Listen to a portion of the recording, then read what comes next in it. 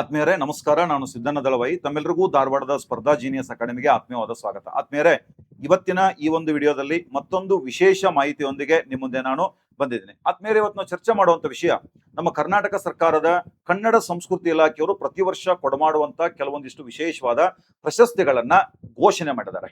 ಆ ಕಾರಣಕ್ಕಾಗಿ ಆ ಪ್ರಶಸ್ತಿಗಳ ವಿಶೇಷತೆ ಏನು, ಯಾವ ಕಾರಣಕ್ಕಾಗಿ ಪ್ರಶಸ್ತಿಯನ್ನು ಕೊಡ್ತಾರೆ, ಆ ಪ್ರಶಸ್ತಿಯನ್ನ ಪಡೆದವರ ವಿಶೇಷತೆ ಏನು, ಇಲ್ಲಿವರೆಗೆ ಎಷ್ಟು ಜನರಿಗೆ ಯಾರ್ಯಾರಿಗೆ ಪ್ರಶಸ್ತಿಯನ್ನು ಕೊಟ್ಟಿದ್ದಾರೆ, ಇದೆಲ್ಲ ವಿಷಯದ ಬಗ್ಗೆ ಡಿಟೇಲ್ ಆಗಿ ಚರ್ಚೆಯನ್ನು ನಾವು ಮಾಡೋಣಂತೆ. ಅವುಗಳ ಮಹತ್ವ ಏನಂತ ನಾವು ನೋಡೋಣಂತೆ. ಆದ್ಮೇಲೆ ಈ ವಿಡಿಯೋನ ಕೊನೆಯವರೆಗೆ ನೋಡಿ. ಜೊತೆಗೆ ಈ ವಿಡಿಯೋ ಮುಗಿದ ನಂತರ ಈ ವಿಡಿಯೋದ ಡಿಸ್ಕ್ರಿಪ್ಷನ್ ಬಾಕ್ಸ್ ನಲ್ಲಿ ಟೆಲಿಗ್ರಾಮ್ ಚಾನಲ್ ಲಿಂಕ್ ಇದೆ, ಜೀನಿಯಸ್ ಅಕಾಡೆಮಿ. ಅಲ್ಲಿ ಕ್ಲಿಕ್ ಮಾಡಿದ್ರೆ ನಾನು ನಿಮಗೆ ಈ ವಿಡಿಯೋದ PDF ಅಣ್ಣಲ್ಲಿ ಅಪ್ಲೋಡ್ ಮಾಡ್ತೀನಿ. ಅಲ್ಲಿ ಹೋಗಿ ನೀವು ವಿಡಿಯೋದ ಈ ಒಂದು ತರಗತಿಯ ನೋಟ್ಸ್ ಅನ್ನು ಕೂಡ ಮಾಡ್ಕೋಬಹುದಾಗಿದೆ. ಈ ಚಿತ್ರವನ್ನು ನೀವು ನೋಡ್ತಾ ಇದ್ದೀರಿ. ಇಲ್ಲಿ ದೇವನೂರು ಮಾದೇವ್ ಅವರಿದ್ದಾರೆ, ಬೆಲ್ದಾಳ್ ಶರಣರಿದ್ದಾರೆ, SG ಸಿದ್ದರಾಮಯ್ಯ, ಸುಕನ್ಯಾ ಮಾರುತಿ ಅವರಿದ್ದಾರೆ, ಆಮೇಲೆ ಒಂದ್ ಕಡೆಗೆ ಕೆ ನೀಲ ಇದೆ. ಎಲ್ಲರೂ ಅದರಲ್ಲಿ ಚಿತ್ರ ಕಾಣಿಸ್ತಾ ಇದೆ. ಇವರೆಲ್ಲರ ಬಗ್ಗೆ ಇವತ್ತು ನಾವು ಚರ್ಚೆ ಮಾಡೋಣಂತೆ. ಮೊದಲನೇದಾಗಿ ನಮ್ಮ ಕನ್ನಡ ಮತ್ತು ಸಂಸ್ಕೃತಿ ಇಲಾಖೆ ಕೊಡಮಾಡ್ತಕ್ಕಂಥ ಪ್ರಶಸ್ತಿಗಳು 2025 ಮತ್ತು 26ನೇ ಸಾಲಿನ ಪ್ರಶಸ್ತಿಗಳನ್ನ ಕರ್ನಾಟಕ ಸರ್ಕಾರದ ಕನ್ನಡ ಮತ್ತು ಸಂಸ್ಕೃತಿ ಇಲಾಖೆ ಸಚಿವರಾಗಿರುವಂತ ಶ್ರೀಯುತ ಶಿವರಾಜ್ ತಂಗಡಗಿ ಅವರು ಅನೌನ್ಸ್ ಮಾಡಿದ್ದಾರೆ. ಒಂದು 15-16 ಪ್ರಶಸ್ತಿಗಳದಾವ. ಅದ್ರಾಗ ಮೊದಲನೇದು ಯಾವ್ದಂದ್ರೆ ಬಸವ ರಾಷ್ಟ್ರೀಯ ಪುರಸ್ಕಾರ ಅಂತ ಹೇಳಿ. ಬಸವಶ್ರೀ ಬೇರೆ ಇದೆ, ಬಸವ ಕೃಷಿ ಬೇರೆ ಇದೆ. ಆದ್ರೆ ನಾ ಹೇಳ್ತಾ ಇರೋದು ಬಸವ ರಾಷ್ಟ್ರೀಯ ಪುರಸ್ಕಾರ ಅಂತಕ್ಕಂಥ ಒಂದು ಪ್ರಶಸ್ತಿ. ಇದನ್ನ ಬೀದರ್ ಜಿಲ್ಲೆಯ ಬಸವ ಕಲ್ಯಾಣ ತಾಲೂಕಿನ ಕೌಟಾಬಿ ಅಂತ ಒಂದು ಗ್ರಾಮ, ಈ ಗ್ರಾಮದ ಯೋಗಾಶ್ರಮದ ಬೆಲ್ದಾಳ ಸಿದ್ದರಾಮ ಶರಣರಿಗೆ ಈ ಚಿತ್ರವನ್ನು ನೋಡ್ಬೋದು. ಇವರು ಶರಣರು, ಬಸವ ಸಾಹಿತ್ಯದ ಪ್ರಸಾರ ಮಾಡುವಲ್ಲಿ ಬಹಳ ಪ್ರಮುಖ ಪಾತ್ರ ವಹಿಸಿರ್ತಕ್ಕಂಥ ಒಬ್ಬ ಶರಣರಾಗಿರ್ತಕ್ಕಂಥ ಈ ಬೆಲ್ದಾಳ ಸಿದ್ದರಾಮ ಶರಣರಿಗೆ ಈ ಬಸವ ರಾಷ್ಟ್ರೀಯ ಪುರಸ್ಕಾರವನ್ನ ಕೊಡಲಾಗಿದೆ. ಇನ್ನು ಕೊಟ್ಟಿಲ್ಲ, ಘೋಷಣೆ ಮಾಡಲಾಗಿದೆ. ಇದಾದ ನಂತರ ಇದೇ ಕನ್ನಡ ಮತ್ತು ಸಂಸ್ಕೃತಿ ಇಲಾಖೆ ಕೊಡ್ತಕ್ಕಂಥ ಶ್ರೀ ಭಗವಾನ ಮಹಾವೀರ ಶಾಂತಿ ರಾಷ್ಟ್ರೀಯ ಪ್ರಶಸ್ತಿ. ನಮ್ಮ ತಲಕಾಡಿನ ಗಂಗರ ಕಾಲದ ಒಂದು ಬಸದಿ ಇದೆ, ಮಂಡ್ಯ ಜಿಲ್ಲೆಯ ಕಂಬದಹಳ್ಳಿಯಲ್ಲಿ ಪಂಚಕೂಟ ಬಸದಿ ಅಂತ ಅಥವಾ ಪಂಚಾಟ ಬಸದಿ ಅಂತ ಹೇಳ್ತಾರೆ. ಅಲ್ಲೊಂದು ಜೈನ ಮಠ ಕೂಡ ಇದೆ. ಆ ಜೈನ ಮಠದ ಭಾನುಕೀರ್ತಿ ಭಟ್ಟಾರಕ ಸ್ವಾಮೀಜಿ ಅಂತಿದ್ದಾರೆ. ಈ ಭಾನುಕೀರ್ತಿ ಭಟ್ಟಾರಕ ಸ್ವಾಮೀಜಿ ಅವರಿಗೆ ಈ ಸಾಲಿನ 2025-26ನೇ ಸಾಲಿನ ಭಗವಾನ್ ಮಹಾವೀರ ಶಾಂತಿ ರಾಷ್ಟ್ರೀಯ ಪ್ರಶಸ್ತಿಯನ್ನ ಘೋಷಣೆ ಮಾಡಿದ್ದಾರೆ. ಈಗೇನು ಎರಡು ಹೇಳಿದೆ, ಒಂದು ಬಸವ ರಾಷ್ಟ್ರೀಯ ಪುರಸ್ಕಾರ, ಇನ್ನೊಂದು ಭಗವಾನ್ ಮಹಾವೀರ ಶಾಂತಿ ರಾಷ್ಟ್ರೀಯ ಪ್ರಶಸ್ತಿ ಇದೆ. ಈ ಎರಡೂ ಪ್ರಶಸ್ತಿಗಳಿಗೆ ತಲಾ 10 ಲಕ್ಷ ರೂಪಾಯಿ ನಗದು ಬಹುಮಾನವನ್ನ ನೀಡಲಾಗ್ತದೆ ಕನ್ನಡ ಸಂಸ್ಕೃತಿ ಇಲಾಖೆ. ಇದಾದ ನಂತರ ಇನ್ನೊಂದಿಷ್ಟು ವಿಶೇಷವಾದ ಪ್ರಶಸ್ತಿಗಳನ್ನ ಕೊಡಲಾಗ್ತದೆ. ಅದರಲ್ಲಿ ಮೊದಲನೆಯದ್ದು ನೆಕ್ಸ್ಟ್ ಒನ್ ಯಾವ್ದಂದ್ರೆ ಪಂಪ ಪ್ರಶಸ್ತಿ. ಇದನ್ನ ದಲಿತ ಬಂಡಾಯ ಕವಿಗಳಾಗಿರುವಂತ ಶ್ರೀಯುತ ದೇವನೂರು ಮಾದೇವ್ ಅವರಿಗೆ ಈ ಪ್ರಶಸ್ತಿಯನ್ನ ಘೋಷಣೆ ಮಾಡಲಾಗಿದೆ. ಯಾರಿಗೆ? ದೇವನೂರು ಮಾದೇವ್ ಅವರಿಗೆ. ಆಮೇಲೆ ಸಮಾಜ ಸೇವೆಗೆ ಕೊಡ್ತಕ್ಕಂಥ ಸಂಗೊಳ್ಳಿ ರಾಯಣ್ಣ ಪ್ರಶಸ್ತಿಯನ್ನ ಧಾರವಾಡ ಮೂಲದವರಾಗಿರುವಂತ ಶ್ರೀಯುತ ಸಿದ್ದನಗೌಡ ಪಾಟೀಲ್ ಅವರಿಗೆ ನೀಡಲಾಗಿದೆ. ಅಕ್ಕ ಮಹಾದೇವಿ ಪ್ರಶಸ್ತಿ ಏನು MG ನರೇಗಾ ಅಂತಿತ್ತಲ್ಲ, ಆ ನರೇಗಾದ ಕಾರ್ಮಿಕರ ಪರವಾಗಿ ಹೋರಾಟ ಮಾಡ್ತಾ ಪ್ರಜಾವಾಣಿ ಪತ್ರಿಕೆಯಲ್ಲಿ ಅವರ ಆರ್ಟಿಕಲ್ ಅನ್ನು ನೋಡಿರ್ಬೋದು. ಕಲಬುರಗಿ ಜಿಲ್ಲೆಯ ಕೆ ನೀಲಾ ಅವರಿಗೆ ಅಕ್ಕ ಮಹಾದೇವಿ ಪ್ರಶಸ್ತಿಯನ್ನ ನೀಡಲಾಗಿದೆ. ಇವರೊಬ್ಬ ಸಾಹಿತಿಗಳು ಕೂಡ ಹೌದು. ಆಮೇಲೆ ಕಾಯಕ ಯೋಗಿ ಶರಣ ಸಿದ್ದರಾಮೇಶ್ವರ ಪ್ರಶಸ್ತಿಯನ್ನ ತುಮಕೂರಿನವರಾಗಿರುವಂತ ಕವಿಗಳಾಗಿರುವಂತ ಸಾಮಾಜಿಕ ಹೋರಾಟಗಾರರಾಗಿರುವಂತ SG ಸಿದ್ದರಾಮಯ್ಯನವರಿಗೆ ಆ ಪ್ರಶಸ್ತಿಯನ್ನ ನೀಡಲಾಗಿದೆ. ಇದಾದ ನಂತರ ಪ್ರೊಫೆಸರ್ KG ಕುಂದನಗಾರ್ ಗಡಿನಾಡ ಸಾಹಿತ್ಯ ಪ್ರಶಸ್ತಿ ಅಂತ ಹೇಳಿ ವಿಜಯಪುರ ಜಿಲ್ಲೆಯವರಾಗಿರುವಂತ ಅಲ್ಲಾಬಕ್ಷ್ ಮೀರಾ ಸಾಹಿಬ್ ಮಿರ್ಜಿ ಅವರಿಗೆ ಈ ಒಂದು ಪ್ರಶಸ್ತಿಯನ್ನ ನೀಡಲಾಗಿದೆ. ಇತ್ತೀಚಿನ ಎಕ್ಸಾಮ್ಗಳನ್ನ ನೋಡ್ತಾ ಇದ್ರೆ ಈ ರೀತಿಯಾದ ಮೇನ್ ಪ್ರಶಸ್ತಿಗಳನ್ನ ಬಿಟ್ಟು ಇನ್ನೊಂದು ಯಾವುದೋ ಪ್ರಶಸ್ತಿ ಬಗ್ಗೆ ಕ್ವಶನ್ಸ್ ಅನ್ನ ಕೇಳ್ತಾ ಇದ್ದಾರೆ. ಸೊ ಅದನ್ನ ತಲೆಗಿಟ್ಕೊಂಡು ಇವುಗಳನ್ನೆಲ್ಲ ನಾವು ಸ್ಟಡಿ ಮಾಡ್ಬೇಕಾಗ್ತದೆ. ಆಮೇಲೆ ದಾನ ಚಿಂತಾಮಣಿ ಅತ್ತಿಮಬ್ಬೆ ಪ್ರಶಸ್ತಿ ಅಂತಿದೆ. ಇವೆಲ್ಲ ಏನ್ ಹೇಳ್ತಾ ಇದ್ದೀನಿ ಇವತ್ತು, ಇವೆಲ್ಲವೂ ಕೂಡ ಕನ್ನಡ ಸಂಸ್ಕೃತಿ ಇಲಾಖೆ, ಕರ್ನಾಟಕ ಸರ್ಕಾರದ ಕನ್ನಡ ಸಂಸ್ಕೃತಿ ಇಲಾಖೆ ಕೊಡ್ತಕ್ಕಂಥ ಪ್ರಶಸ್ತಿಗಳು. ಇವುಗಳನ್ನ ಕನ್ನಡ ಸಂಸ್ಕೃತಿ ಇಲಾಖೆ ಸಚಿವರಾಗಿರುವಂತಹ ಶ್ರೀಯುತ ಶಿವರಾಜ್ ತಂಗಡಗಿ ಅವರು ಘೋಷಣೆ ಮಾಡಿದ್ದಾರೆ. ಈ ದಾನ ಚಿಂತಾಮಣಿ ಅತ್ತಿಮಬ್ಬೆ ಪ್ರಶಸ್ತಿಯನ್ನ ಈ ಸಾಲಿನ ಪ್ರಶಸ್ತಿ ಪಡೆದವರು ಬಳ್ಳಾರಿ ಮೂಲದವರಾಗಿರುವಂತ ಶ್ರೀಮತಿ ಸುಕನ್ಯಾ ಮಾರುತಿ ಅಂತ ಹೇಳಿ. ಆಮೇಲೆ ಗುಬ್ಬಿ ವೀರಣ್ಣ ಪ್ರಶಸ್ತಿ ತುಮಕೂರು ಮೂಲದ GV ಶಾರದಾ ಅವರಿಗೆ ಕೊಡಲಾಗಿದೆ. BV ಕಾರಂತ್ ಪ್ರಶಸ್ತಿಯನ್ನ ಶಿವಮೊಗ್ಗದ ರಂಗಕರ್ಮಿ ಹಾಗೂ ಸಾಮಾಜಿಕ ಹೋರಾಟಗಾರರಾಗಿರುವಂತ ರಂಗಕರ್ ಪ್ರಸನ್ನ ಅವರಿಗೆ ಈ BV ಕಾರಂತ್ ಪ್ರಶಸ್ತಿಯನ್ನ ನೀಡಲಾಗಿದೆ. ಆಮೇಲೆ ಡಾಕ್ಟರ್ ಸಿದ್ದಲಿಂಗಯ್ಯ ಸಾಹಿತ್ಯ ಪ್ರಶಸ್ತಿಯನ್ನ ಗಂಗಾರಾಮ್ ಚಂಡಾಳ್ ಅವರಿಗೆ ನೀಡಲಾಗಿದೆ. ವರ್ಣಶಿಲ್ಪಿ ವೆಂಕಟಪ್ಪ ಪ್ರಶಸ್ತಿ, ನಾವೆಲ್ಲ ವೆಂಕಟಪ್ಪ ಆರ್ಟ್ ಗ್ಯಾಲರಿ ಅಂತ ಕೇಳ್ತೀವಿ, ಬೆಂಗಳೂರಿನಲ್ಲಿದೆ.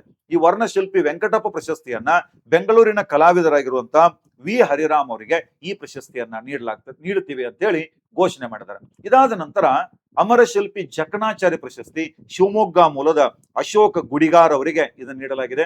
ಇದಾದ ನಂತರ ಜಾನಪದ ಶ್ರೀ ಪ್ರಶಸ್ತಿ ಅಂತಿದೆ, ಮಹಾದೇವ ಸ್ವಾಮಿ, ಮಂಡ್ಯದ ಮಹಾದೇವ ಸ್ವಾಮಿ ಮತ್ತು ಯಾದಗಿರಿಯ ಲಕ್ಷ್ಮಣ್ ಗುತ್ತೇದಾರ್ ಅವರಿಗೆ ಜಾನಪದ ಶ್ರೀ ಅನ್ನುವಂಥ ಪ್ರಶಸ್ತಿಯನ್ನ ನಮ್ಮ ಸರ್ಕಾರ ಘೋಷಣೆ ಮಾಡಿದೆ.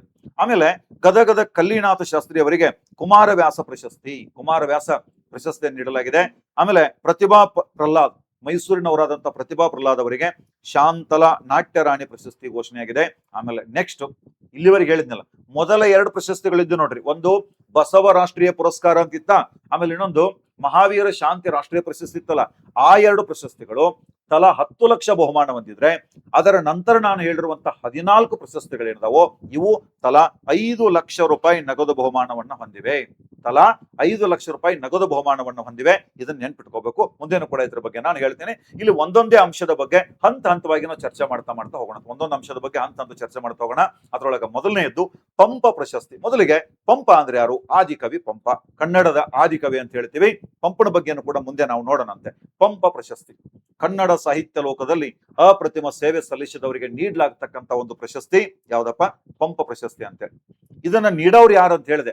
ಇಲ್ಲಿ ಟೋಟಲ್ ನಾನು 16 ಪ್ರಶಸ್ತಿಗಳನ್ನು ಹೇಳಿದೆ. 16 ಪ್ರಶಸ್ತಿಗಳನ್ನು ನೀಡೋರು ಕರ್ನಾಟಕ ಸರ್ಕಾರದ ಕನ್ನಡ ಸಂಸ್ಕೃತಿ ಇಲಾಖೆ. ಪಂಪ್ ಪ್ರಶಸ್ತಿಯನ್ನು ಕೂಡ ಅವರೇ ಕೊಡ್ತಾರೆ. ಇದು ಸ್ಥಾಪನೆ ಆದದ್ದು 1987ರಲ್ಲಿ. 1987ರಲ್ಲಿ ಈ ಪ್ರಶಸ್ತಿಯನ್ನ ಸ್ಥಾಪನೆ ಮಾಡಿ ಈ ಪ್ರಶಸ್ತಿಯನ್ನ ಮೊದಲು ನೀಡಿದ್ದು ನಮ್ಮ ಕನ್ನಡದ ಖ್ಯಾತ ಕವಿಗಳಾಗಿರುವಂತ, ಕನ್ನಡಕ್ಕೆ ಮೊದಲ ಜ್ಞಾನಪೀಠವನ್ನು ತಂದುಕೊಟ್ಟಂತ ಕುವೆಂಪು ಅವರಿಗೆ. ಈ ಪ್ರಶಸ್ತಿ ಸ್ಥಾಪನೆ ಆದಾಗ 1987 ಸ್ಥಾಪನೆ ಆದಾಗ 1 ಲಕ್ಷ ರೂಪಾಯಿ ಬಹುಮಾನವನ್ನ ಕೊಡ್ತಿದ್ರು. 1 ಲಕ್ಷ. ನಂತರ ದಿನಗಳಲ್ಲಿ ಹೆಚ್ಚು ಮಾಡಿ 3 ಲಕ್ಷ ಮಾಡಿದ್ರು. ಎಷ್ಟು ಮಾಡಿದ್ರು? ಅದಕ್ಕೆ 3 ಲಕ್ಷ ಮಾಡಿದ್ರು. ಪ್ರಸ್ತುತ ಈ ಪ್ರಶಸ್ತಿ 5 ಲಕ್ಷ ರೂಪಾಯಿ ನಗದು ಬಹುಮಾನವನ್ನ ಹೊಂದಿದೆ. 1987 ಸ್ಥಾಪನೆ ಆದಾಗ 1 ಲಕ್ಷ ಇತ್ತು, ಆಮೇಲೆ 3 ಲಕ್ಷ ಆಯ್ತು, ಆಮೇಲೆ ಈ ಪ್ರೆಸೆಂಟ್ ಅದು 5 ಲಕ್ಷ ರೂಪಾಯಿ ನಗದು ಬಹುಮಾನವನ್ನು ಹೊಂದಿದೆ. ಇದರ ಜೊತೆಗೆ ಕದಂಬರ ಲಾಂಛನವಾದಂತ ಸಿಂಹ ಮತ್ತು ಪಂಪನ ಚಿತ್ರವನ್ನ ಆ ಒಂದು ಮೆಡಲ್ ಪ್ರಶಸ್ತಿ ಫಲಕದ ಮೇಲೆ ಕೆತ್ತಲಾಗಿರ್ತದೆ. ಕದಂಬರ ಲಾಂಛನವಾಗಿರ್ತಕ್ಕಂಥ ಸಿಂಹ ಮತ್ತು ಪಂಪನ ಭಾವಚಿತ್ರವನ್ನ ಕೆತ್ತನೆ ಮಾಡ್ತಾರೆ. ಯಾಕಂದ್ರೆ ಪ್ರತಿ ವರ್ಷ ಉತ್ತರ ಕನ್ನಡ ಜಿಲ್ಲೆಯ ಬನವಾಸಿಯಲ್ಲಿ ಕದಂಬೋತ್ಸವ ಅಂತ ಆಯೋಜನೆ ಮಾಡ್ತದೆ ನಮ್ಮ ಕರ್ನಾಟಕ ಸರ್ಕಾರ. ಕದಂಬೋತ್ಸವ 1996ರಿಂದ ಆಯೋಜನೆ ಮಾಡ್ತಾ ಇದ್ದಾರೆ ಕದಂಬೋತ್ಸವ. ಈ ಕದಂಬೋತ್ಸವದ ಸಂದರ್ಭದಲ್ಲಿ ಪಂಪ ಪ್ರಶಸ್ತಿಯನ್ನ ನೀಡಲಾಗ್ತದೆ. ಆ ಕಾರಣಕ್ಕಾಗಿ ಕದಂಬರ ಲಾಂಛನವಾಗಿರುವಂತ ಸಿಂಹ ಮತ್ತು ಪಂಪನ ಭಾವಚಿತ್ರದ ಕೆತ್ತನೆ ಇರತಕ್ಕಂಥ ಒಂದು ಪ್ರಶಸ್ತಿ ಫಲಕವನ್ನ ಈ ಪಂಪ ಪ್ರಶಸ್ತಿಯನ್ನ ಪಡೆದವರಿಗೆ ನೀಡಲಾಗ್ತದೆ. ಈ ಬನವಾಸಿ, ನೆಕ್ಸ್ಟ್ ಹೇಳ್ತೀನಿ, ಬನವಾಸಿ ಪಂಪನಿಗೆ ಅತ್ಯಂತ ಪ್ರಿಯವಾದಂತ ಸ್ಥಳ. ಒಂದ್ ಕಡೆ ಹೇಳ್ತಾನೆ, ನಾನು ಮರಿದುಂಬಿಯಾಗಿ ಇಲ್ಲವೇ ಕೋಗಿಲಿಯಾಗಿ, ಒಂದು ವೇಳೆ ಮನುಷ್ಯನಾಗಿ ಬನವಾಸಿಯಲ್ಲಿ ಹುಟ್ಟಲು ಸಾಧ್ಯವಾಗದಿದ್ರು ಸಹಿತ ಮರಿದುಂಬಿಯಾಗಿ ಕೋಗಿಲಿಯಾಗಿ ಮತ್ತೆ ನಾ ಬನವಾಸಿ ಒಳಗೆ ಹುಟ್ಟಬೇಕು ಅಂತ ಹೇಳ್ತಾನೆ. ಅವನಿಗೆ ಅತ್ಯಂತ ಇಷ್ಟವಾದಂತ ಸ್ಥಳ ಆ ಬನವಾಸಿ ಅಂತೇಳಿ. ಆ ಕಾರಣಕ್ಕಾಗಿ ಅಲ್ಲೇ ಪಂಪ ಪ್ರಶಸ್ತಿಯನ್ನ ಕೊಡ್ತಿರ್ತಾರೆ. ಓಕೆ, ಕದಂಬೋತ್ಸವದಲ್ಲಿ ಪ್ರತಿ ವರ್ಷ ಮುಖ್ಯಮಂತ್ರಿಗಳು ಪ್ರಶಸ್ತಿಯನ್ನ ಪ್ರದಾನ ಮಾಡ್ತಾರೆ ಅಂತ ನಾನು ಹೇಳಿದೆ. ಓಕೆ, ಈ ಪಂಪ ಪ್ರಶಸ್ತಿಯನ್ನ ಮೊದಲಿಗೆ ನೀಡಿದ್ದು ಕುವೆಂಪು ಅವರಿಗೆ. ಶ್ರೀ ರಾಮಾಯಣ ದರ್ಶನಂ ಅನ್ನುವಂತ ಕೃತಿ ಇದೆ ನೋಡ್ರಿ, ಇದೇ ಕೃತಿಗೆ ಅವರಿಗೆ ಜ್ಞಾನಪೀಠ ಪ್ರಶಸ್ತಿ ಕೂಡ ಸಿಕ್ಕಿದೆ. ಯಾವುದು? ಶ್ರೀ ರಾಮಾಯಣ ದರ್ಶನಂ ಅಂತ ಹೇಳಿ ಆ ಕೃತಿಗೆ ಮೊದಲು ಪಂಪ ಪ್ರಶಸ್ತಿ ಸಿಗ್ತದೆ. ಆದ್ರೆ 1987ರಲ್ಲಿ ಸ್ಥಾಪನೆಯಾದಂತ ಈ ಪ್ರಶಸ್ತಿ 1995ರವರೆಗೆ ಒಂದು ಪರ್ಟಿಕ್ಯುಲರ್ ಕೃತಿಗೆ ಕೊಡ್ತಿದ್ರು. ಆದ್ರೆ 1996ರಿಂದ ಒಂದು ಕೃತಿಗೆ ಕೊಡೋ ಬದಲು ಒಬ್ಬ ಸಾಹಿತಿಯು ಸಮಗ್ರ ಸಾಹಿತ್ಯಕ್ಕೆ ನೀಡಿದಂತ ಕೊಡುಗೆಯನ್ನ ಆಧರಿಸಿ ಈ ಪ್ರಶಸ್ತಿಯನ್ನು ಕೊಡಲಾಗ್ತಿದೆ. ಯಾವಾಗಿನಿಂದ? 1996ರಿಂದ. ಈಗೇನ್ ಕೊಡ್ತಾ ಇದ್ದಾರೆ? ದೇವನೂರು ಮಾದೇವರು ಕೊಡ್ತಾ ಇದ್ದಾರೆ ಪಂಪ ಪ್ರಶಸ್ತಿಯನ್ನ. ಈ ವರ್ಷದ ಕೊಟ್ರೆ, ಹಿಂದಿನ ಪ್ರಶಸ್ತಿ ಯಾರಿಗೆ ಕೊಟ್ಟರು ಅಂತಂದಾಗ 2024ರ ಪ್ರಶಸ್ತಿಯನ್ನ BA ವಿವೇಕ್ ರಾಯ್ ಅವರು ಕೊಟ್ಟಿದ್ರೆ, 2023 ಪ್ರಶಸ್ತಿಯನ್ನ ನಾ ಡಿಸೋಜಾ ಅವರಿಗೆ ಕೊಡಲಾಗಿತ್ತು. ಆ ಪ್ರಶಸ್ತಿಯನ್ನು ಕೊಡಲಾಗಿತ್ತು. ಈಗ 25-26 ಪ್ರಶಸ್ತಿಯನ್ನು ದೇವನೂರು ಮಾದೇವರಿಗೆ ಘೋಷಣೆ ಮಾಡಲಾಗಿದೆ.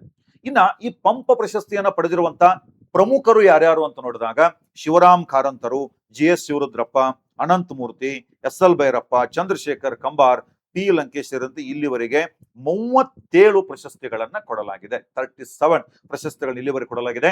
ಯಾವುದು? ಪಂಪ ಪ್ರಶಸ್ತಿ. ಒಂದು ವಿಶೇಷತೆ ಏನಂದ್ರೆ, ಪಂಪ ಪ್ರಶಸ್ತಿಯನ್ನು ಜೊತೆಗೆ ಜ್ಞಾನಪೀಠವನ್ನು ಪಡೆದವರು. ಇತ್ತೀಚಿನ ಒಂದು 2-3 ವರ್ಷದ ಟ್ರೆಂಡ್ ಅನ್ನು ನೀವು ಅನಲೈಸ್ ಮಾಡಿದ್ರೆ ಪಂಪ ಪ್ರಶಸ್ತಿ ಇಂಥ ಕ್ವಶನ್ಸ್ ಅನ್ನ ಕೇಳ್ತಾರೆ. ಸೊ ಇದನ್ನ ಆಡ್ ಮಾಡ್ತಾ ಇದ್ದೀನಿ. ಪಂಪ ಪ್ರಶಸ್ತಿಯನ್ನು ಪಡೆದಿದ್ದಾರೆ, ಈ ಕಡೆಗೆ ಜ್ಞಾನಪೀಠವನ್ನು ಪಡೆದಾರ ಅಂತವ್ರು ಯಾರಪ್ಪ ಅಂದ್ರೆ, ಒಬ್ರು ಕುವೆಂಪು ಅವರು, UR ಅನಂತಮೂರ್ತಿ, ಗಿರೀಶ್ ಕಾರ್ನಾಡ್ ಮತ್ತು ಚಂದ್ರಶೇಖರ್ ಕಂಬಾರ್. ಇವ್ರು ಏನ್ ಮಾಡಿದ್ದಾರೆ, ಇವರಿಗೆ ಪಂಪ ಪ್ರಶಸ್ತಿಯೂ ಸಿಕ್ಕಿದೆ, ಜೊತೆಗೆ ಜ್ಞಾನಪೀಠ ಪ್ರಶಸ್ತಿಯೂ ಕೂಡ ಇವರಿಗೆ ಸಿಕ್ಕಿದೆ. ಆ ಕಾರಣಕ್ಕಾಗಿ ಇದೊಂದು ಅತ್ಯಂತ ವಿಶೇಷವಾದಂತ ಕಾನ್ಸೆಪ್ಟ್, ಇದನ್ನು ನೆನ್ಪಿಟ್ಕೋಬೇಕಾಗ್ತದೆ.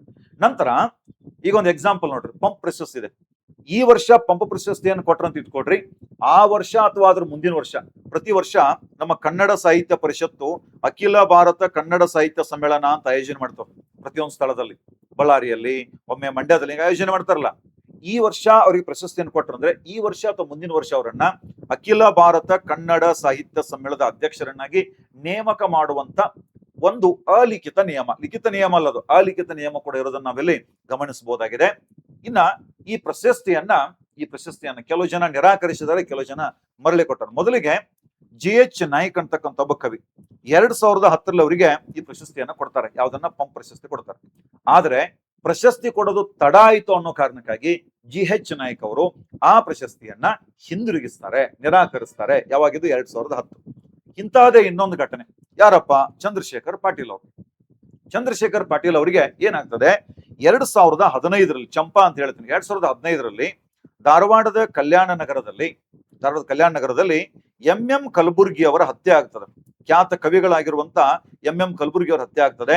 ಆ ಟೈಮ್ನಾಗ ಚಂದ್ರಶೇಖರ್ ಪಾಟೀಲ್ ಅವ್ರು ಹೇಳ್ತಾರೆ, ಚಂಪಾ ಅಂತ ಕರಿತೀನಿ, ಹೇಳ್ತಾರೆ ಇವರು, ಒಬ್ಬ ಕವಿಗೆ ರಕ್ಷಣೆ ಕೊಡಲಾರದಷ್ಟು ನಮ್ಮ ಸರ್ಕಾರಗಳು ದುರ್ಬಲ ಆಗಿವೆ, ನಮ್ಮಲ್ಲಿ ಕಾನೂನು ಸುವ್ಯವಸ್ಥೆ ಅಷ್ಟೊಂದು ಕೆಟ್ಟಿದೆ ಅಂತಂದ್ಮೇಲೆ ಈ ಪ್ರಶಸ್ತಿಯನ್ನು ನಾನು ಹಿಂದಿರುಗಿಸ್ತೀನಿ ಅಂತ ಹೇಳಿ 2015ರೊಳಗೆ ಆ ಪಂಪ ಪ್ರಶಸ್ತಿಯನ್ನ ಹಿಂದಿರುಗಿಸಿದವರು ಯಾರಪ್ಪ, ಈ ಚಂದ್ರಶೇಖರ್ ಪಾಟೀಲ್ ಅವರು. ಚಂಪಾ ಅವರು ಹಿಂದಿರುಗಿಸ್ತಾರೆ. ಈ ಎರಡು ವಿಷಯ ಕೂಡ ಗೊತ್ತಿರಬೇಕು. ಒಂದು ವಿಶೇಷತೆ ಏನಪ್ಪಾ ಅಂದ್ರೆ, ಇಲ್ಲಿ ಪಂಪ ಪ್ರಶಸ್ತಿ ಸ್ಥಾಪನೆಯಾದಾಗಿನಿಂದ ಇಲ್ಲಿವರೆಗೆ ಎಷ್ಟು ಜನ ಮಹಿಳೆಯರಿಗೆ ಈ ಪ್ರಶಸ್ತಿಯನ್ನ ಕೊಡಲಾಗಿದೆ ಅಂತಂದಾಗ 37 ಜನರಿಗೆ ಕೊಟ್ಟಾರ ಅಂತ ಹೇಳಿದೆ. ಅದ್ರಾಗ ಎಷ್ಟು ಜನ ಮಹಿಳೆಯರಿಗೆ ಪ್ರಶಸ್ತಿಯನ್ನ ಕೊಡಲಾಗಿದೆ ಅಂತ ಹೇಳಿದಾಗ ಇಲ್ಲಿವರೆಗೆ ಯಾರಿಗೂ ಮಹಿಳೆಯರಿಗೆ ಈ ಪ್ರಶಸ್ತಿಯನ್ನು ಕೊಟ್ಟಿಲ್ಲ. ಕಾಮನ್ ಆಗಿ ಇದನ್ನು ಪುರುಷರಿಗೇನೆ ಕೊಡ್ತಾ ಬರಲಾಗಿದೆ, ಪುರುಷರಿಗೇನೆ ಈ ಪ್ರಶಸ್ತಿ ಕೊಡಲಾಗಿದೆ. ಸೊ ಇಲ್ಲಿ ಏನಾಯ್ತು, ಮಹಿಳೆಯರಿಗೆ ಯಾರಿಗೂ ಕೊಡ್ಲಿಲ್ಲ, ಪುರುಷರಿಗೆ ಅಷ್ಟೇ ಪ್ರಶಸ್ತಿ ಕೊಟ್ರೆ, ಮಹಿಳೆಯರು ಯಾರು ಸಾಹಿತ್ಯ ಕೃಷಿಯನ್ನ ಮಾಡಿಲ್ವಾ ಕರ್ನಾಟಕದಲ್ಲಿ, ಮಹಿಳೆಯರು ಯಾರು ಕನ್ನಡ ಸಾಹಿತ್ಯಕ್ಕೆ ಕೊಡುಗೆಯನ್ನ ಕೊಟ್ಟಿಲ್ವಾ ಅಂತಂದಾಗ ಎಸ್, ಕೊಟ್ಟಿದ್ದಾರೆ. ಆ ಕಾರಣಕ್ಕಾಗಿ ಕರ್ನಾಟಕ ಸರ್ಕಾರ ಕನ್ನಡ ಸಾಹಿತ್ಯಕ್ಕೆ ವಿಶೇಷ ಕೊಡುಗೆಯನ್ನ ನೀಡಿದಂತ ಮಹಿಳೆಯರನ್ನ ಗುರುತಿಸುವ ಉದ್ದೇಶದಿಂದಾನೇ ಈ ಪಂಪ ಪ್ರಶಸ್ತಿಗೆ ಸರಿ ಸಮಾನವಾದಂತ ಇನ್ನೊಂದು ಪ್ರಶಸ್ತಿಯನ್ನ ಸ್ಥಾಪನೆ ಮಾಡ್ತದೆ. ಅದೇ ದಾನ ಚಿಂತಾಮಣಿ ಅತ್ತಿಮಬ್ಬೆ ಅನ್ನುವಂಥ ಪ್ರಶಸ್ತಿ. ದಾನ ಚಿಂತಾಮಣಿ ಅತ್ತಿಮಬ್ಬೆ ಹೆಸರಿನಲ್ಲಿ 2000ನೇ ಇಸ್ವಿಯಲ್ಲಿ 1994-95ನೇ ಇಸ್ವಿಯಲ್ಲಿ ಒಂದು ಪ್ರಶಸ್ತಿಯನ್ನು ಸ್ಥಾಪನೆ ಮಾಡ್ತಾರೆ. ಅದೇ ದಾನ ಚಿಂತಾಮಣಿ ಅತ್ತಿಮಬ್ಬೆ ಪ್ರಶಸ್ತಿ. ಪುರುಷರಿಗೆ ಯಾವ ರೀತಿಯಾಗಿ ಪಂಪ ಪ್ರಶಸ್ತಿಯನ್ನು ಕೊಡ್ತಾ ಇದ್ದಾರೋ ಅದೇ ರೀತಿ ಅದಕ್ಕೆ ಸಮಾನವಾದಂತ ಇನ್ನೊಂದು ಪ್ರಶಸ್ತಿ ಇದೆ. ಕನ್ನಡ ನಾಡಿನ ಕನ್ನಡ ಸಾಹಿತ್ಯಕ್ಕೆ ಕೊಡುಗೆ ನೀಡಿದಂತ ಮಹಿಳೆಯರು ಕೊಡ್ತಕ್ಕಂಥ ಪ್ರಶಸ್ತಿ 94-95 ಕೊಡ್ತಾ ಇದ್ದಾರೆ. ಕನ್ನಡ ಸಂಸ್ಕೃತಿ ಇಲಾಖೆ, ಕರ್ನಾಟಕ ಸರ್ಕಾರದ ಕನ್ನಡ ಸಂಸ್ಕೃತಿ ಇಲಾಖೆ ಈ ಪ್ರಶಸ್ತಿಯನ್ನು ಕೊಡ್ತಿದೆ. ನೋಡ್ರಿ, ಯಾಕೆ ಇದನ್ನ ಸ್ಥಾಪನೆ ಮಾಡ್ರು ಅಂತಂದಾಗ, ಪಂಪ ಪ್ರಶಸ್ತಿಯಲ್ಲಿ ಪುರುಷರ ಪ್ರಾಬಲ್ಯ ಇದೆ.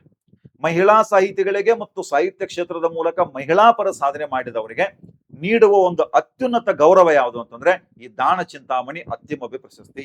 ಈಗ ಹೇಳಿದೆ ನಾನು, ಈ ಸಾರಿ ಕೊಡಿದಾರ ಅಂತ ಹೇಳಿ. ಓಕೆ, ದಾನ ಚಿಂತಾಮಣಿ ಅತ್ತಿಮಬ್ಬೆ ಪ್ರಶಸ್ತಿಯನ್ನು ಕೊಡೋದಕ್ಕೆ ಸ್ಟಾರ್ಟ್ ಮಾಡ್ತಾರೆ. ಇದು ಕೂಡ 5 ಲಕ್ಷ ರೂಪಾಯಿ ನಗದು ಬಹುಮಾನವನ್ನು ಹೊಂದಿದೆ. ಈ ವರ್ಷ 2025-26ನೇ ಸಾಲಿನ ಪ್ರಶಸ್ತಿಯನ್ನ ಸುಕನ್ಯಾ ಮಾರುತಿ, ಬಳ್ಳಾರಿಯವರಾದಂತ ಧಾರವಾಡದ JSS ಕಾಲೇಜಿನಲ್ಲಿ ಪ್ರೊಫೆಸರ್ ಆಗಿ ಕೆಲಸವನ್ನ ಮಾಡಿದಂತ ಸುಕನ್ಯಾ ಮಾರುತಿ ಅವರಿಗೆ ಈ 2025ರ ದಾನ ಚಿಂತಾಮಣಿ ಅತ್ತಿಮಬ್ಬೆ ಪ್ರಶಸ್ತಿಯನ್ನ ನೀಡಿ ಕೊಡ್ತೀವಿ ಅಂತ ಹೇಳಿ ನಮ್ಮ ಕರ್ನಾಟಕದ ಕನ್ನಡ ಸಂಸ್ಕೃತಿ ಇಲಾಖೆ ಈಗಾಗಲೇ ಘೋಷಣೆಯನ್ನ ಮಾಡಿದೆ. ಇವರೇ ನೋಡ್ರಿ, ಸುಕನ್ಯಾ ಮಾರುತಿ ಅವರು. ಸುಕನ್ಯಾ ಮಾರುತಿ ಅಂತಕ್ಕಂಥ ಹೆಣ್ಮಗಳು ಮೂಲತಃ ಬಳ್ಳಾರಿ ಕೊಟ್ಟೂರ್ನವ್ರು, ವಿಜಯನಗರ ಆಗ ಬಳ್ಳಾರಿ ಕೊಟ್ಟೂರಿನವ್ರು ಇವರು. ಓಕೆ, ಇದೇನು ಕೊಟ್ಟೂರಿದೆ, ಕೊಟ್ಟೂರಿನವ್ರು ಅಂತ ಇವರು ಧಾರವಾಡದ JSS ಕಾಲೇಜಿನಲ್ಲಿ ಪ್ರಾಧ್ಯಾಪಕಿಯಾಗಿ ಕೆಲಸವನ್ನ ಮಾಡ್ತಾರೆ. ಇವರು ಜೊತೆಗೆ ಪ್ರಾಧ್ಯಾಪಕಿ ಅಷ್ಟೇ ಅಲ್ಲದೆ ಬಂಡಾಯ ಸಾಹಿತ್ಯ ಮತ್ತು ಮಹಿಳಾ ಸಾಹಿತ್ಯ ರಚನೆ ಮಾಡಿದಂತ ಒಬ್ಬ ಮಹಿಳೆ ಸುಕನ್ಯಾ ಮಾರುತಿ. ಬಂಡಾಯ ಸಾಹಿತ್ಯ ಮತ್ತು ಮಹಿಳಾ ಸಾಹಿತ್ಯ. ಇವರು ಬರೆದಂತ ಕವನ ಸಂಕಲನಗಳು ಒಂದು ಪರಿಸರದಲ್ಲಿ ಅಂತಿದೆ, ಪಂಚಾಗ್ನಿ ಮಧ್ಯೆ ಅಂತಿದೆ, ನಾನು ನನ್ನವರು ಅಂತಿದೆ, ತಾಜ ಮಹಲಿನ ಹಾಡು ಅಂತಿದೆ, ಬಿಂಬದೊಳಗನ ಮಾತು ಅಂತಿದೆ. ಬಿಂಬದೊಳಗನ ಮಾತು ಇವೆಲ್ಲ ಸುಕನ್ಯಾ ಮಾರುತಿ ರಚನೆ ಮಾಡಿರ್ತಕ್ಕಂಥ ಕವನ ಸಂಕಲನ. ಅಷ್ಟೇ ಅಲ್ಲದೆ ಇವರು ಬರೆದಂತ ಒಂದು ಆತ್ಮಕಥನ ಇದೆ, ಬದುಕೆಂಬ ಮಾಯೆ ಅಂತೇಳಿ. ಇವರ ಆತ್ಮಕಥನ, ಆಟೋಬಯೋಗ್ರಫಿ ಆತ್ಮಕಥನ ಬದುಕೆಂಬ ಮಾಯೆ. ಅತ್ಯಂತ ಚರ್ಚಿತ ಮತ್ತು ಅತ್ಯಂತ ಪ್ರಮುಖವಾಗಿರುವಂತಹ ಕೃತಿ. ಸುಕನ್ಯಾ ಮಾರುತಿ ಅವರ ಅತ್ಯಂತ ಚರ್ಚಿತ ಮತ್ತು ಅತ್ಯಂತ ಪ್ರಮುಖ ಕೃತಿ ಇದು. ದೇವದಾಸಿ ಪದ್ಧತಿಯ ಸಾಮಾಜಿಕ ಕಳಂಕವನ್ನ ಮೀರಿ ಬೆಳೆದ ಅವರ ಹೋರಾಟದ ಬದುಕನ್ನ ಬಿಂಬಿಸ್ತಕ್ಕಂಥ ಒಂದು ಕೃತಿ ಯಾವುದು, ಬದುಕೆಂಬ ಮಾಯೆ ಅಂತ ಹೇಳಿ ಸುಕನ್ಯಾ ಮಾರುತಿ. ಅಷ್ಟೇ ಅಲ್ಲದೆ ಹೆಣ್ಮಗಳು ಕ್ಯಾನ್ಸರ್ ರೋಗಕ್ಕೆ ತುತ್ತಾಗಿ ಅದರಿಂದ ಯಾವ ರೀತಿಯಾಗಿ ಹೊರಗೆ ಬಂದ್ರು ಅನ್ನೋದು ಕೂಡ ಒಂದು ದೊಡ್ಡ ಸಾಧನೆ ಅಂತ ನಾವು ಹೇಳ್ಬೋದಾಗಿದೆ ಸುಕನ್ಯಾ ಮಾರುತಿ ಅವರ ಬಗ್ಗೆ. ಅವರಿಗೆ ಈ ವರ್ಷದ 2025 ದಾನ ಚಿಂತಾಮಣಿ ಅತ್ತಿಮಬ್ಬೆ ಪ್ರಶಸ್ತಿಯನ್ನ ಘೋಷಣೆ ಮಾಡಲಾಗಿದೆ. ಈ ಪ್ರಶಸ್ತಿಯು ಕೂಡ 5 ಲಕ್ಷ ಬಹುಮಾನವನ್ನು ಹೊಂದಿದೆ ಅನ್ನೋ ವಿಷಯ ನಮಗೆ ಗೊತ್ತಿರಬೇಕು. ಇನ್ನಿದಾದ ನಂತರ ಇಲ್ಲಿ ಪಂಪ ಪ್ರಶಸ್ತಿ 2025ನೇ ಸಾಲಿನ ಪಂಪ ಪ್ರಶಸ್ತಿಯನ್ನ ದೇವನೂರು ಮಾದೇವರಿಗೆ ಕೊಟ್ರು ಅಂತ ನಮ್ಗೆಲ್ಲ ಗೊತ್ತದ, ಈಗಾಗಲೇ ಘೋಷಣೆ ಆಗ್ಯದ, ಘೋಷಣೆ ಆಗ್ಯದ. ಆದ್ರೆ ಈ ದೇವನೂರು ಮಾದೇವರು ಬಹಳಷ್ಟು ಪ್ರಶಸ್ತಿಗಳನ್ನ, ಅವರಿಗೆ ಬಂದಂತ ಅಧಿಕಾರಗಳನ್ನ ತಿರಸ್ಕರಿಸಿದಂತ ವ್ಯಕ್ತಿ. ನಾನು ಈ ವಿಡಿಯೋವನ್ನ ರೆಕಾರ್ಡ್ ಮಾಡುವ ಹೊತ್ತಿಗೆ ಅವ್ರ ಮುಂದೆ ಯಾವುದೇ ಇದು ಇನ್ನೂ ಹೇಳಿಕೆ ಇಲ್ಲ.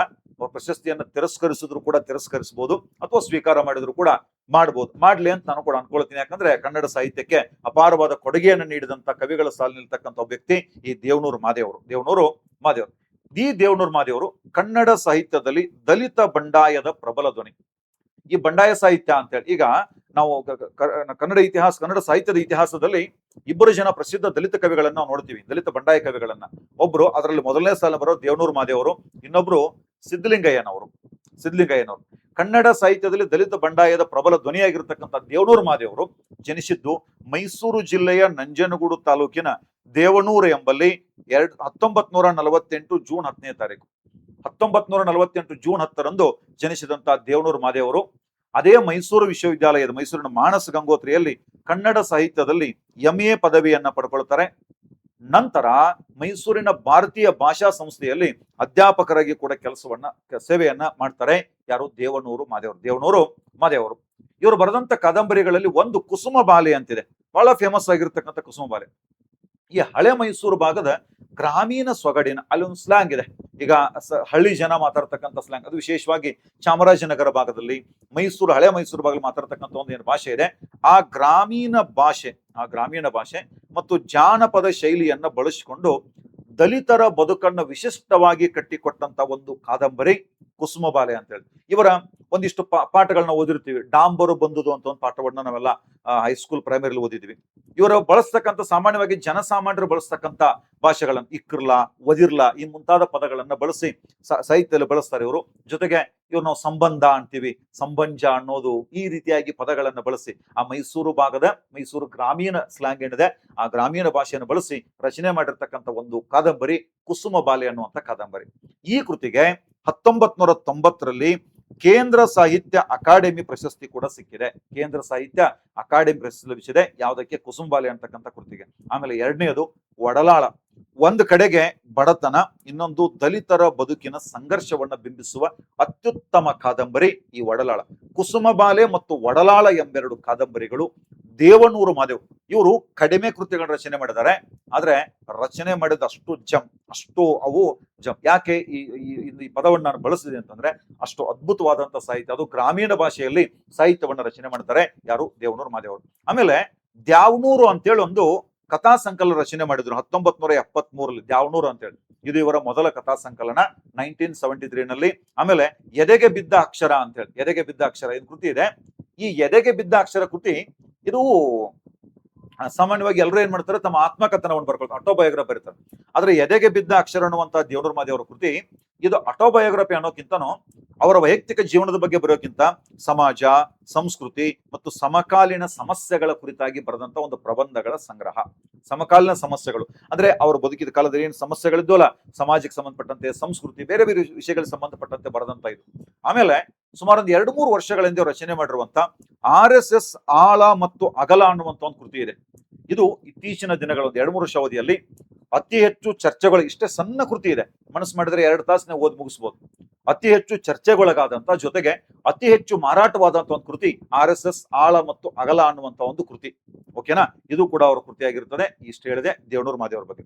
ಈ ದೇವನೂರು ಮಾದೇವರಿಗೆ ಸಿಕ್ಕಂತ ಪ್ರಶಸ್ತಿ ಮತ್ತು ಪುರಸ್ಕಾರಗಳನ್ನು ನೋಡಿದಾಗ ನಮ್ಗೆ ಗೊತ್ತದ, ಈ ತಮಿಳುನಾಡಿನಲ್ಲಿ ನಡೆದಂತ ಒಂದು ವೈಕೋಮ್ ಸತ್ಯಾಗ್ರಹ ಅಂತ ನಡೆದಿರ್ತದೆ. ಇದ್ರ ಬಗ್ಗೆ ಒಂದು ಸಪರೇಟ್ ವಿಡಿಯೋ ಮಾಡ್ತೇನೆ. ವೈಕೋಮ್ ಸತ್ಯಾಗ್ರಹ. ಆ ವೈಕೋಮ್ ಸತ್ಯಾಗ್ರಹ ಅಂತಂದ್ರೆ ಅದು ಸಾಮಾಜಿಕ ನ್ಯಾಯಕ್ಕಾಗಿ ನಡೆದಂತ ಒಂದು ಹೋರಾಟ. ಓಕೆ, ಪ್ರತಿ ವರ್ಷ ಆ ತಮಿಳುನಾಡು ಸರ್ಕಾರ ಸಾಮಾಜಿಕ ನ್ಯಾಯಕ್ಕಾಗಿ ಹೋರಾಡುವವರಿಗೆ ಈ ಪ್ರಶಸ್ತಿಯನ್ನು ಕೊಡ್ತದೆ. 2024ನೇ ಸಾಲಿನಲ್ಲಿ ಈ ಪ್ರಶಸ್ತಿ ವೈಕೋಮ್ ಪ್ರಶಸ್ತಿ ದೇವನೂರು ಮಾದೇವರು ಸಿಕ್ಕಿದೆ. ಇದನ್ನ ಕರ್ನಾಟಕದಲ್ಲಿ ನಡೆದಂತ ಕೆಲವು ಕಾಂಪಿಟೇಟಿವ್ ಎಕ್ಸಾಮ್ಗಳಲ್ಲಿ ಈ ಕ್ವಶನ್ ಕೇಳಿದಾರೆ, ವೈಕೋಮ್ ಪ್ರಶಸ್ತಿ ಅಂತೇಳಿ. ಓಕೆನಾ? ಈಗ 2023-24ರಾಗ ಎಕ್ಸಾಮ್ ನಡೆದಿಲ್ಲ ಅಂತಂದ್ರೂ ಕೂಡ ಕೆಲವೊಂದಿಷ್ಟು ಎಕ್ಸಾಮ್ಗಳು ನಡೆದ, 23, 24, 25 ಕೆಲವೊಂದಿಷ್ಟು ಎಕ್ಸಾಮ್ಗಳು ನಡೆದಿದ್ದಾವೆ. ನಿರಂತರವಾಗಿ ವಿದ್ಯಾರ್ಥಿ ಸಂಘಟನೆಗಳು ಹೋರಾಟವನ್ನ ಮಾಡೋದನ್ನ ನಾವು ನೋಡ್ತಾ ಇದ್ದೀವಿ. ಓಕೆ, ಆದ್ರೆ ಇನ್ನೇನು ನೋಡ್ಬೇಕು, ಮುಂದೆ ಏನಾಗತ್ತ ಅಂತ ನೋಡೋಣ.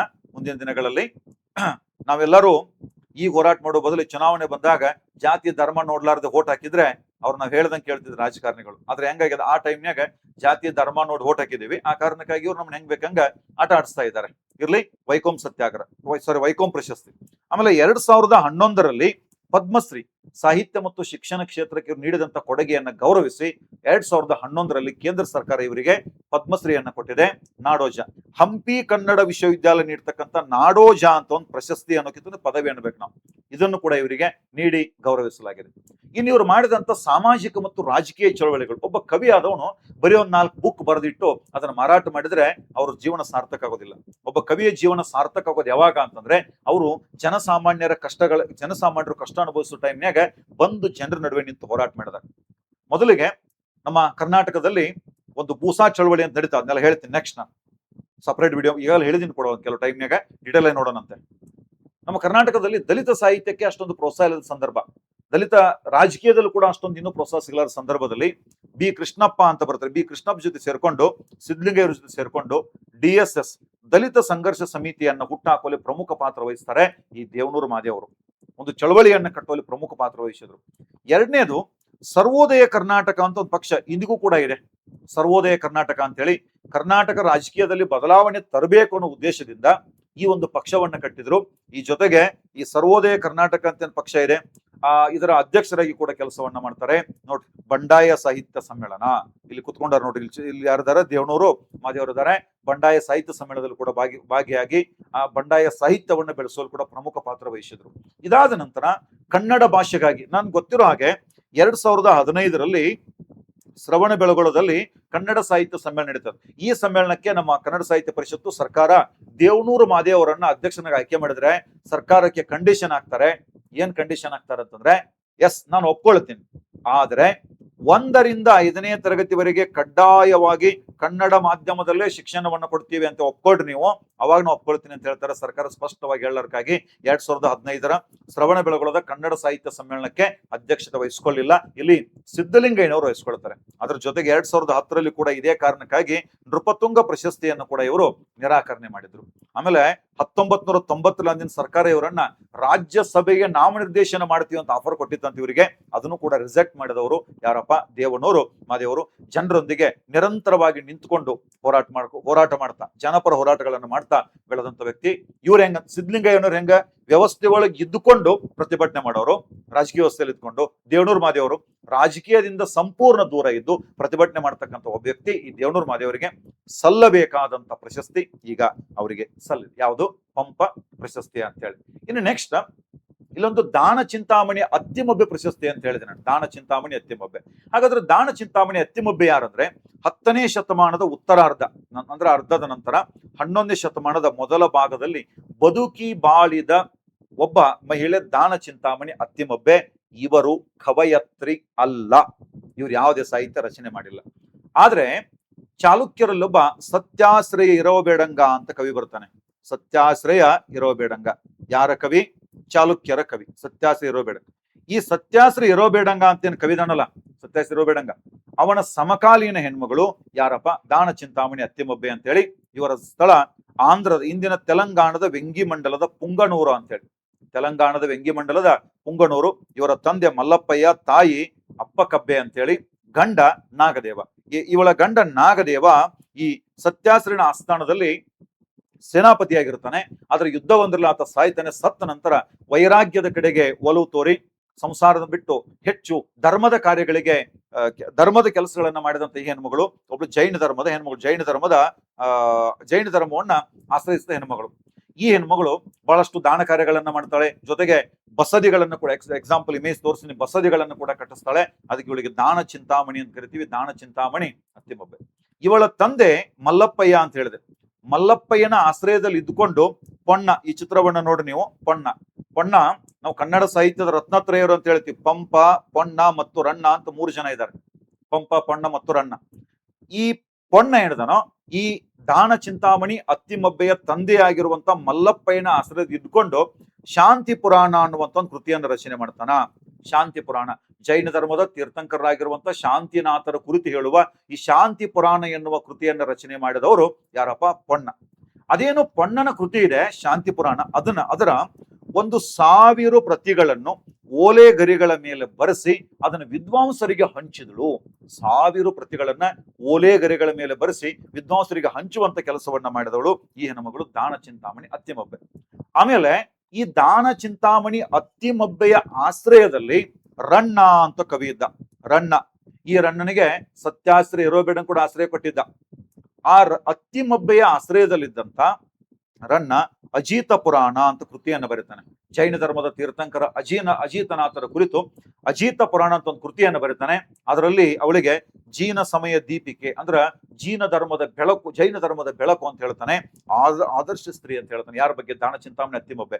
ಈ ದಾನ ಚಿಂತಾಮಣಿ ಅತ್ತಿಮಬ್ಬೆ ಹೆಸರಿನ ಮೇಲೆ ನಮ್ಮ ಕನ್ನಡ ಸಂಸ್ಕೃತಿ ಇಲಾಖೆ ಒಂದು ಪ್ರಶಸ್ತಿಯನ್ನು ಕೊಟ್ಟಿದೆ. ಯಾವ ಪ್ರಶಸ್ತಿ? ಅದು ದಾನ ಚಿಂತಾಮಣಿ ಅತ್ತಿ ಪ್ರಶಸ್ತಿ. ಅಷ್ಟೇ ಅಲ್ಲದೆ 1007ನೇ ಇಸ್ವಿಯಲ್ಲಿ ಗದಗ ಜಿಲ್ಲೆಯ ಲಕ್ಕುಂಡಿಯಲ್ಲಿ ಬ್ರಹ್ಮ ಜಿನಾಲಯವನ್ನ ನಿರ್ಮಿಸ್ತಾಳೆ.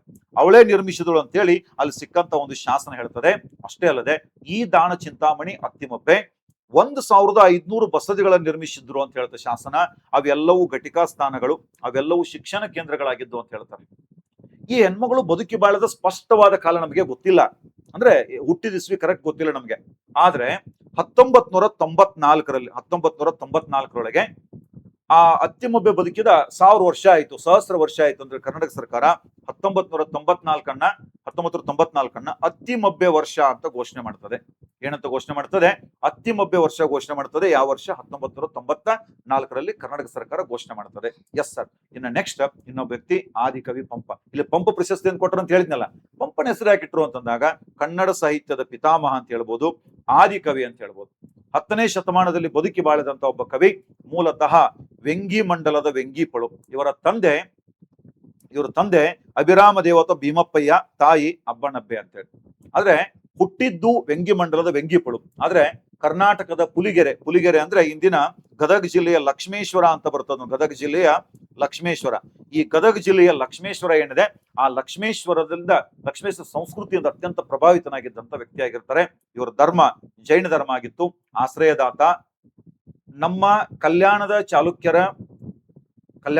ಚಾಲುಕ್ಯರ ರಾಷ್ಟ್ರಕೂಟರ ಸಾಮಂತನಾಗಿದ್ದಂತ ವ್ಯಮುಲವಾಡದ ಚಾಲುಕ್ಯರ ಇಮ್ಮಡಿ ಅರಿಕೇಸರಿ ಇವರಿಗೆ ಆಶ್ರಯವನ್ನ ಕೊಟ್ಟಿದ್ದ. ಯಾರಿಗೆ? ಪಂಪ ಕವಿಗೆ ಆಶ್ರಯವನ್ನ ಕೊಟ್ಟಿದ್ದ. ಇವರು ಬರೆದಂತ ಪ್ರಮುಖ ಕೃತಿಗಳು 2 ಚಂಪು ಕಾವ್ಯಗಳನ್ನ ಬರೆದಾರ. 2 ಚಂಪು ಕಾವ್ಯಗಳು. ಯಾವ 2 ಚಂಪು ಕಾವ್ಯಗಳು? ಚಂಪು ಕಾವ್ಯ ಅಂದ್ರೆ ಏನು? ಗದ್ಯ ಮತ್ತು ಪದ್ಯ ಮಿಶ್ರಿತ ಇದ್ರೆ ಅದನ್ನ ನಾವು ಚಂಪು ಕಾವ್ಯ ಅಂತ ಕರಿತೀವಿ. ಕನ್ನಡ ಸಾಹಿತ್ಯದಲ್ಲಿ ಚಂಪು ಶೈಲಿಯಲ್ಲಿ ಸಾಹಿತ್ಯ ರಚನೆ ಮಾಡಿದಂತ ಮೊದಲ ವ್ಯಕ್ತಿನೇ ಪಂಪ. ಚಂಪು ಕಾವ್ಯ ರಚನೆ ಮಾಡ್ತಾರೆ. ಅದರ ಮೊದಲನೇದು ಯಾವ್ದಂದ್ರೆ ವಿಕ್ರಮಾರ್ಜುನ ವಿಜಯ ಅಥವಾ ಪಂಪ ಭಾರತ ಅಂತ ಹೇಳಿ ಮಹಾಭಾರತದ ಕಥೆಯನ್ನ ಆಧರಿಸಿದ ಒಂದು ಲೌಕಿಕ ಕಾವ್ಯ. ಇದರಲ್ಲಿ ಮಹಾಭಾರತದ ಕಥಾನಾಯಕನನ್ನಾಗಿ ಅರ್ಜುನನನ್ನ ಕಥಾನಾಯಕರು ಚಿತ್ರಿಸಲಾಗ್ತದೆ. ತನ್ನ ಆಶ್ರಯದಾತನಾಗಿರುವಂತ ಅರಿಕೇಸರಿಯನ್ನ ಅರ್ಜುನನಿಗೆ ಹೋಲಿಸಿ ಪಂಪ ಈ ಕಾವ್ಯವನ್ನ ಬರೀತಾನೆ. ಇಮ್ಮಡಿ ಅರಿಕೇಸರಿ ಆಶ್ರಯವನ್ನು ಕೊಟ್ಟಿದ್ದ ಅಂತ ಹೇಳಿದ್ನಲ್ಲ, ಆತನನ್ನು ಅರ್ಜುನನಿಗೆ ಹೋಲಿಸಿ ಈ ಕೃತಿಯನ್ನು ಬರೀತಾನೆ, ವಿಕ್ರಮಾರ್ಜುನ ವಿಜಯ ಅಂತ ಹೇಳಿ. ಇದು ಕನ್ನಡದ ಶ್ರೇಷ್ಠ ವೀರ ಕಾವ್ಯಗಳಲ್ಲಿ ಒಂದು ಅಂತ ನಾವು ಹೇಳ್ಬೋದು. ಇನ್ನು 2ನೇದು ಆದಿಪುರಾಣ.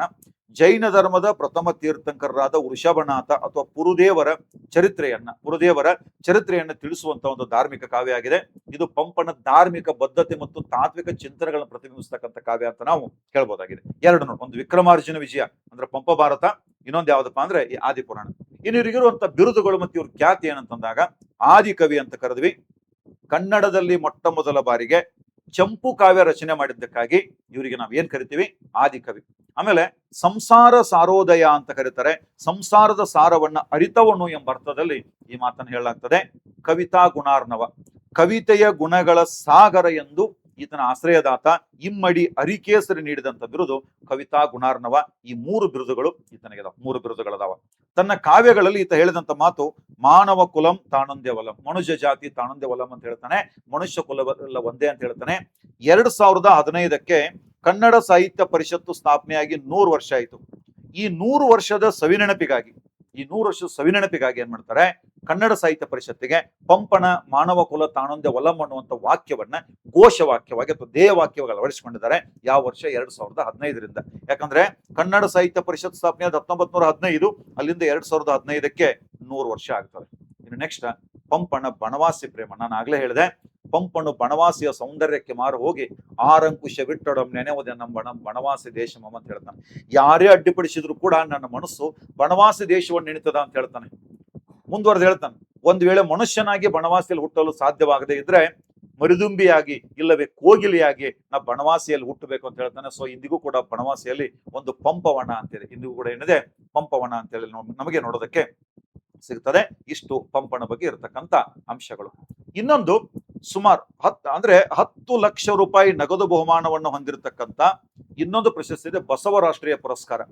ಬಸವಣ್ಣನವರ, ಕರ್ನಾಟಕದ ಸಾಂಸ್ಕೃತಿಕ ನಾಯಕ ಬಸವಣ್ಣನವರ ಹೆಸರಿನಲ್ಲಿ ಸ್ಥಾಪನೆಯಾಗಿದೆ. ಸಾಮಾಜಿಕ ಸುಧಾರಣೆ, ಮಾನವೀಯ ಮೌಲ್ಯಗಳ ಪ್ರಸಾರ, ಸಾಮಾಜಿಕ ಬದಲಾವಣೆಗೆ ಗಣನೀಯ ಸೇವೆ ಸಲ್ಲಿಸಿದ ವ್ಯಕ್ತಿಗಳ ನೀಡಲಾಗತಕ್ಕಂಥ ಪ್ರಶಸ್ತಿ ಬಸವ ರಾಷ್ಟ್ರೀಯ ಪುರಸ್ಕಾರ.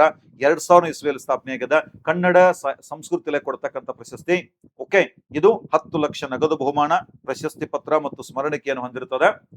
ಮೊದಲಿಗೆ ಪ್ರಶಸ್ತಿಯನ್ನ ಖ್ಯಾತ ನಾಸ್ತಿಕವಾದಿ ಮತ್ತು ಸಾಮಾಜಿಕ ಕಾರ್ಯಕರ್ತೆಯಾಗಿರುವಂತ ಸರಸ್ವತಿ ಗೋರಾ ಅವರಿಗೆ ಕೊಡಲಾಗಿದೆ. ಮೊದಲ ಪ್ರಶಸ್ತಿ 2000ನೇ ಇಸ್ವಿಯಲ್ಲಿ. ಈ ವರ್ಷ ಬೀದರ್ ಜಿಲ್ಲೆಯ ಬಸವ ಕಲ್ಯಾಣ ತಾಲೂಕಿನ ಬೆಲ್ದಾಳ ಸಿದ್ದರಾಮ ಶರಣರಿಗೆ 2025ನೇ ಸಾಲಿನ ಬಸವ ರಾಷ್ಟ್ರೀಯ ಪುರಸ್ಕಾರವನ್ನ ನೀಡಿ ಗೌರವಿಸ್ತೀವಿ ಎಂದು ಸರ್ಕಾರ ಘೋಷಣೆಯನ್ನ ಮಾಡಿದೆ. ಇಲ್ಲಿವರೆಗೆ ಇವತ್ತಿನ ಈ ಒಂದು ವಿಶೇಷವಾದ ಅಂಶದ ಬಗ್ಗೆ ಡಿಟೇಲ್ ಆಗಿ ಎಲ್ಲ ಅಂಶಗಳನ್ನು ಚರ್ಚೆ ಮಾಡುವಂತ ಕೆಲಸವನ್ನ ಮಾಡಿದ್ದೀನಿ. ನೀವೇನು ನಮ್ಮ ಚಾನಲ್ಗೆ ಸಬ್ಸ್ಕ್ರೈಬ್ ಆಗಿಲ್ಲ ಅಂದ್ರೆ ಸಬ್ಸ್ಕ್ರೈಬ್ ಆಗಿ. ಮತ್ತೊಂದು ಹೊಸ ವಿಷಯದೊಂದಿಗೆ ಮುಂದಿನ ವಿಡಿಯೋದಲ್ಲಿ ಸಿಗೋಣಂತೆ. ನಮ್ಮೆಲ್ಲರಿಗೂ ನಮಸ್ಕಾರ.